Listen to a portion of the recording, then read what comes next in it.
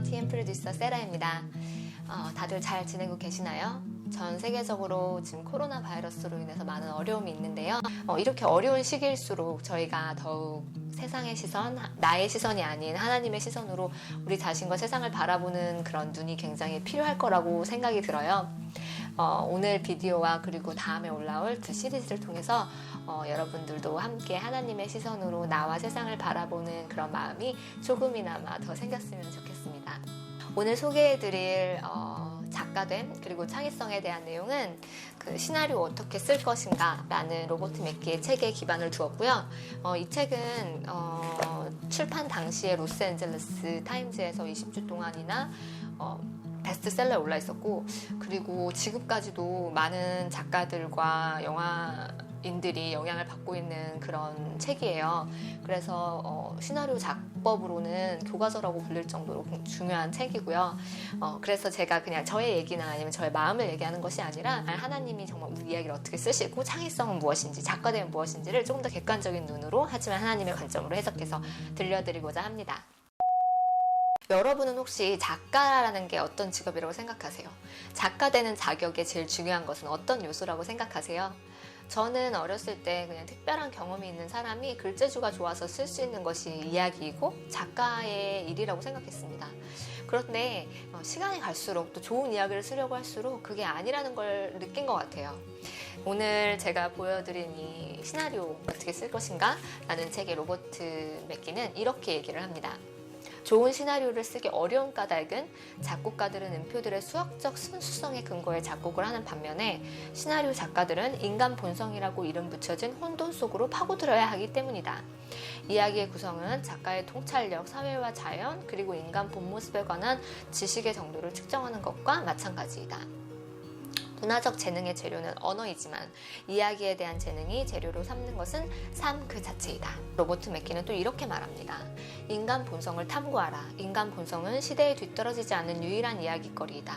위대한 작품은 인생이란 이런 것이다 라고 말하는 살아있는 은유가 된다. 작가들의 단 한 가지 책임은 바로 진실을 말해야 한다는 것이다. 사실 우리 인간 모두는 정도의 차이가 있을 뿐 진실에 대한 갈망이 있습니다. 그리고 모든 문제에 대한 자신만의 해석을 가지고 있어요. 관찰을 통해서든 교육을 통해서든 어떤 의미를 계속해서 우리는 찾고, 우리는 그 뜻에 대해서 계속해서 고민을 하는 그런 동물들로 하나님이 지으셨기 때문이죠. 그래서 우리는 다 어느 정도의 결론과 어느 정도의 내가 생각하는 진리는 이거야, 삶은 이래 라는 결론들이 다 있습니다.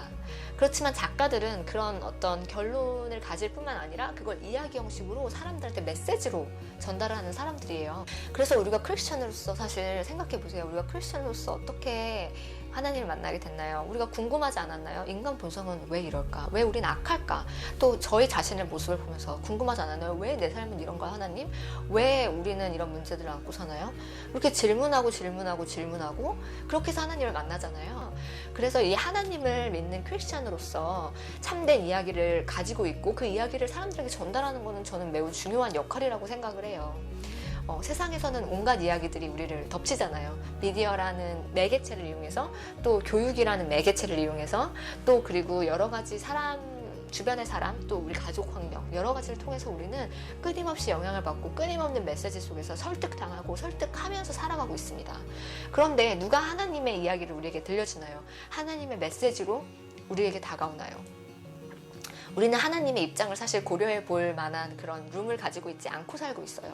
그것을 우리가 사람들에게 그냥 우리만의 주장이 아니라 정말 그들도 와닿을 수 있는 설명으로 들어가려면 결국 이야기의 방식을 피할 수 없다는 것입니다. 창조라는 게 뭐라고 생각하세요? 창작이라는 게 뭐라고 생각하세요? 사실 창조는 무에서 유로 만드는 것이 창조잖아요. 인간에게 그러한 능력이 있을까요? 네, 없습니다. 창조라는 건, 창작이라는 건, creativity라는 건, 그 ability는 사실 결국 하나님에게 속해 있는 고유한 것입니다. 우리는 사실 창조자가 아니라는 것을 인정해야 돼요. 우리는 창조자가 아니라 창조자가 이미 만들어 놓으신 것, 그리고 우리가 살면서 자연스럽게 흡수해온 것을 조화롭게, 또 혹은 특수하게, 특이하게 그것에서 독특함을 만들어내는 그런 조합을 함으로써 사람들에게 감동을 주고 의미 있는 경험을 하게 하는 거죠. 이야기라는 방식을 통해. 그래서 로버트 맥기는 창의성에 대해서 이렇게 말을 했어요. 창의성이란 어떤 것을 포함시키고 어떤 것을 제외시킬지를 결정하는 창의적인 선택을 말한다. 경험이 많은 작가들은 영감을 믿지 않는다. 대부분의 영감이란 다른 사람들의 영화나 소설에서 본 것들이기 마련이기 때문이다. 천재성이란 살아있는 비트와 장면들을 창조해낼 수 있는 힘뿐만 아니라 격이 있는 취향과 판단력, 그리고 불필요한 요소들을 추려내고 진부함과 자만, 거짓 따위를 단호히 제거해낼 능력을 포함한다. 의지력을 포함한다. 그렇지만 또 다른 어떤 영화나 어떤 이야기를 보면 저희가 상상하지 못한, 세상에서 한 번도 본 적 없는 설정을 하거나 그런 캐릭터가 나오는 영화들이 있습니다. 그런 이야기들이 있어요. 그건 어디서 오는 걸까요? 그게 바로 영감이겠죠. 그런 영감이 하나님에게서만 오는 것은 아니죠. 우리도 알다시피 홀리 스피릿이 있고 또 악한 영도 있습니다. 그래서 만약에 우리가 작품이 우상이 된다면 좋은 작품을 써야 돼. 멋진 이야기를 만들어내야 돼. 그거에 포커스를 한다면 우리는 헷갈릴 수 있어요. 좋은 이야기를 만들기 위해 특이하고 놀라운 그런 창의력을 얻기 위해 우리는 그거에 포커스한다면 하나님의 뜻이 아니더라도, 홀리 스피릿이 아니더라도 우리는 그걸 받아서 작품을 만들고 싶은 유혹에 처할 수가 있습니다. 그렇기 때문에 우리가 작가로서 제일 중요하게 여겨야 되는 부분은 아까 로버트 맥기 책에도 있었죠. 작가의 한 가지 의무, 진리를 말해야 된다는 거예요. 예를 들어서 우리가 하나님의 말을 이야기를 한다고 했을 때 크리스천 영화나 우리가 그런 미디어를 봤을 때 많은 그런 미디어가 좋은 거를 얘기를 하고 싶어 해요. 그게 나쁘다는 것은 아니에요. 하지만 우리가 좋은 것만 보여주려고 하다 보면 사람들에게 어떤 느낌을 줄 수 있냐면 이건 진리가 아니야. 왜 저 사람들은 거짓말을 해? 이런 느낌이 들 수 있어요. 우리가 사실 영상이나 영화를 볼 때 막 악하고 두렵고 막 거짓된 것들이 너무 많잖아요. 우리가 미디어를 보면서 그러면서 막 욕을 하잖아요.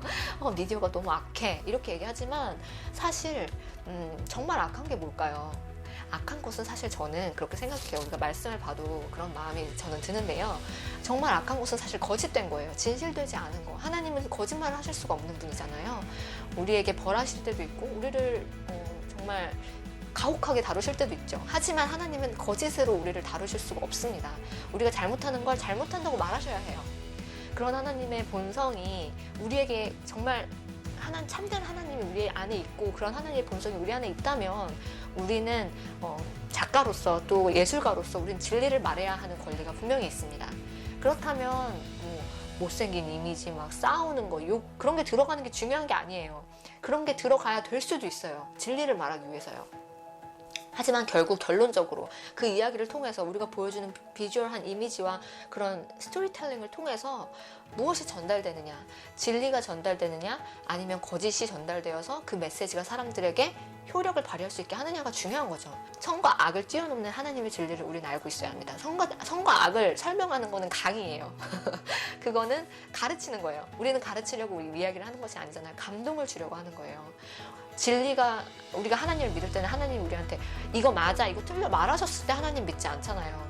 감동이 됐을 때, 우리가 정말 와닿았을 때, 와, 그렇구나, 이거구나, 내 삶을 내가 헛살았구나, 이게 정말 진리였구나를 깨닫게 되는 그 감동의 순간이 눈물과 함께, 콧물과 함께 올 때 우리는 하나님을 믿게 됩니다. 그런 것처럼 우리의 메시지가 이야기를 통해 전달될 때 그것이 강의나 어떤 설교나 right or wrong의 퀘션을 얘기하는 것이 아니라 정말 살아계신 하나님을 생각하게끔, 참된 진리를 고민하게끔, 또 감동과 기쁨으로 이것이 정말 사실이구나를 사람들이 믿을 수 있게끔 도와주는 그런 툴을 우리가 제공하는 겁니다.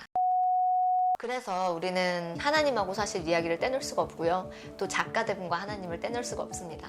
우리가 진실한 작가가 되고 싶다면 진리에 대한 갈망이 있어야 하고요. 진리에 대한 갈망이 있다면 하나님에 대한 갈망이 있어야 합니다. 또 우리가 막 좋은 작품 쓰겠다고 하나님을 멀리 떠날 수가 없는 것이죠. 좋은 작품을 쓰고 싶으면 더 깊이 진리와 말씀과 하나님의 시선으로 우리 자신을 채우고 이걸 어떻게 하면은 그냥 단순한 성경에 있었던 역사의 이야기가 아니라 우리 삶에 지금도 일어나는 강력한 의미가 있는 메시지로 사람들에게 설득될 수 있을지, 그것을 끊임없이 우리가 고민을 해야 될 것 같습니다. 다음 이야기는요, 이야기의 구성과 주인공에 대한 건데요.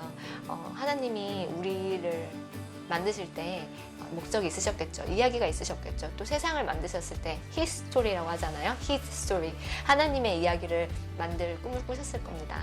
우리가 작가의 개념으로 이야기 구성과 주인공에 대해서 바라보면요, 하나님이 어떻게 우리 삶을 인도하시고 또 세상을 어떻게 이끌어 가시는지를 조금이나마 힌트로 알 수 있지 않을까 싶어요. 그래서 다음 비디오도 끝까지 봐주시고요.